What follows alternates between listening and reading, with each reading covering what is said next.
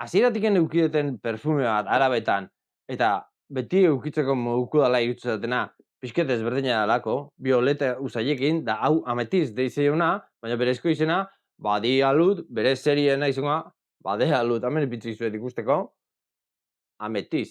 Gama hontan gehiago dauzket, baina batetik bestea aldi egite be. Estilo ud esango deu, baina, bueno, nire bideon bat ikusi bezue, ikusiko zenuen, ud hori, ez dala baten merkie, gama altuko nitxotuako perfumetan dago, eta hemen iteana da, sentsazio hori pixketeman. Egi izan, hau etzat iruditzen hain ud efektu hori aukerin, baina bai da, zeko zamarra, baina alare da violeta eta bar, oso goxuen. Botella klase hau tipiko orientaletan desiente ibili da, taktu nederra di, pixaite be, eta bueno, vaporizadorik eta beti ondo jute jaukin. Da, gutxikin earki usaitzeu, ez da alkohol sentsazioik, eta jendiei usai klase gustatu zaio nahi, nik uste fenomeno jun lehikela. 30 euro ingurun jutea batzutan goro beste batzuten bero. Akordau, valverdedrogeria.comen gaudela.